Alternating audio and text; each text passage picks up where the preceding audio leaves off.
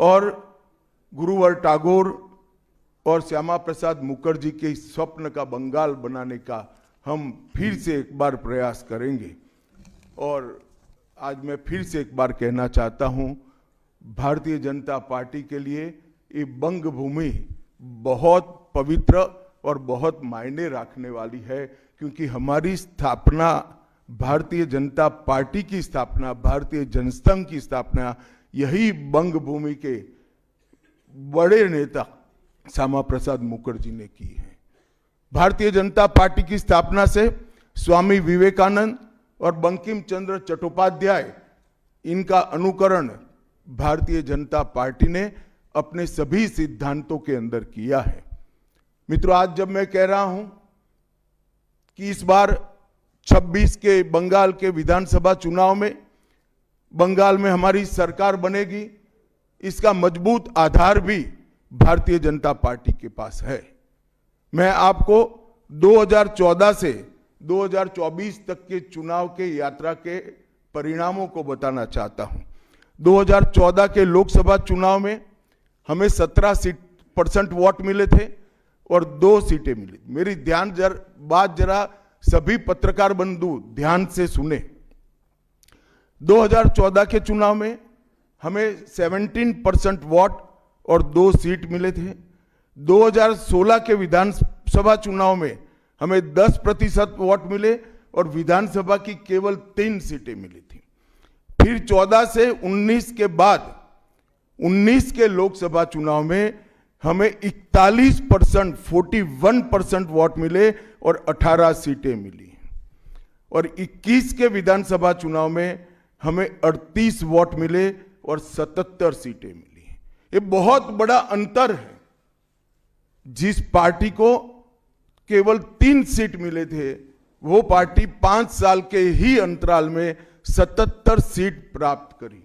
और इसका नतीजा देखिए, कांग्रेस, जिसकी एक प्रकार से स्थापना ही बंगाल से शुरू हुई, वो कांग्रेस पार्टी बिग जीरो पर पहुंच गई। और 34 साल तक शासन करने वाला कम्युनिस्ट गठबंधन भी एक भी सीट प्राप्त नहीं कर पाया और हमने मुख्य विपक्ष का स्थान प्राप्त किया। आज शुभेंदु जी मेरे साथ यहां पर बैठे हैं, वो हमारे प्रतिपक्ष के नेता हैं। 24 के चुनाव में भी हमने 39% वोट प्राप्त किया, 12% सीट प्राप्त की, 12 सीटें प्राप्त की। और 26 में हम निश्चित रूप से प्रचंड बहुमत के साथ भारतीय जनता पार्टी की सरकार बनाने वाले हैं। मित्रों, ये 24 से अब तक का समय भारतीय जनता पार्टी के लिए बहुत शुभांकर सिद्ध हुआ है। 24 में लगातार तीसरी बार नरेंद्र मोदी जी इस देश के प्रधानमंत्री बने। उसके बाद महाराष्ट्र में, हरियाणा में, दिल्ली में और अब बिहार में भारतीय जनता पार्टी की सरकारें बनी हैं। 24 के चुनाव में उड़ीसा और आंध्र प्रदेश में भी पूर्ण बहुमत की भाजपा की और एनडीए की सरकार बनी है। मुझे पूरा भरोसा है कि 2026 में बंगाल में 2/3 बहुमत के साथ भारतीय जनता पार्टी की सरकार बनेगी। ये बंगाल की जनता तय कर बैठी है। मित्रों, जहां पर भी बंगाल में जाते हैं, पूरे बंगाल की जनता घुसपैठियों से त्रस्त है। क्या कोई राज्य सरकार ऐसी हो सकती है जो घुसपैठियों की पनाहगाह अपने राज्य को बना दे?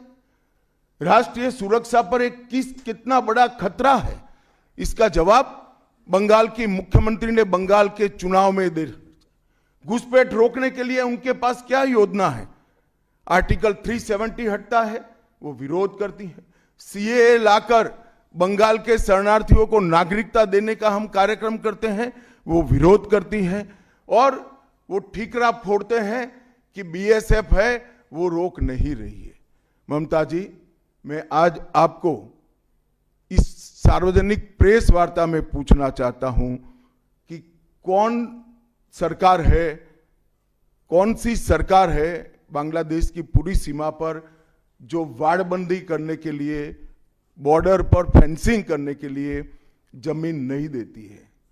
अगर आप जवाब न दे पाए तो मैं ही देता हूं, आपकी ही सरकार है जो जमीन नहीं देती है, जिसके कारण फेंसिंग का काम समाप्त नहीं होता है।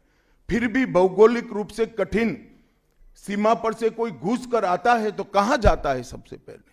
सबसे पहले बंगाल के गांव में जाता है। आपका पटवारी क्या कर रहा है? आपका थाना क्या कर रहा है?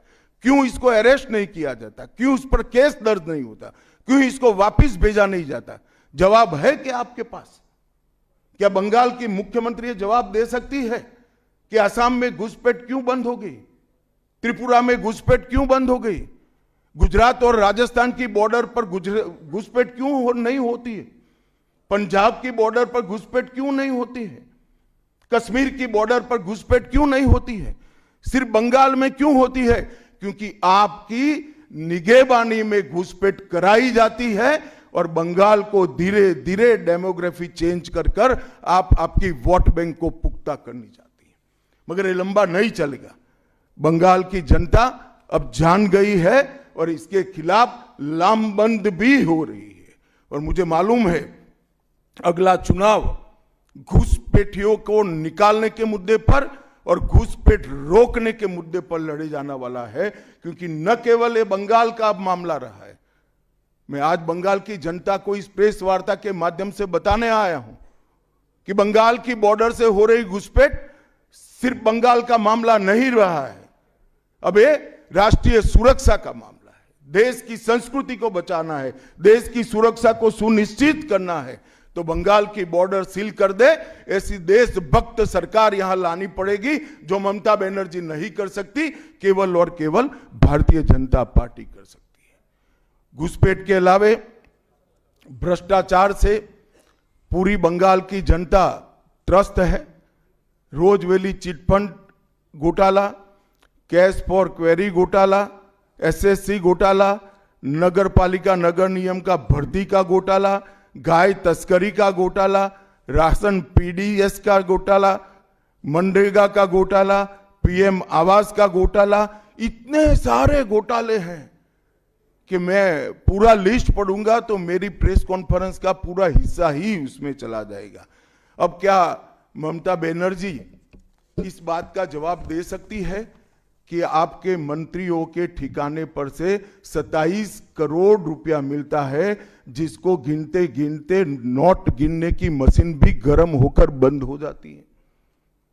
बंगाल जैसे गरीब राज्य के अंदर 27 करोड़, 20 करोड़, 15 करोड़ ये राशि मिल रही है, आपकी कोई अकाउंटेबिलिटी नहीं है। पार्थो चैटर्जी जेल में जाते हैं, ज्योति प्रिय मलिक जेल में जाते हैं, अनुव्रत मंडल जेल में जाते हैं, जीवन कृष्ण शाह जेल में जाते हैं, माणिक भट्टाचार्य जेल में जाते हैं, चंद्रनाथ सिन्हा जेल में जाते हैं, परेश पाल जेल में जाते हैं, कुंतल घोष जेल में जाते हैं, फिरहाद हकीम वो भी आरोपी बनाए जाते हैं, शोभन चैटर्जी आरोपी बनाए जाते हैं, कुणाल घोष 3 साल जेल में रहकर आते हैं, और आप कहती है कि भ्रष्टाचार नहीं हो गया, हो रहा है। आप आंख मूंद लिए ही हो भ्रष्टाचार के लिए, मगर बंगाल की जनता अपनी आंख बंद कर नहीं बैठी है।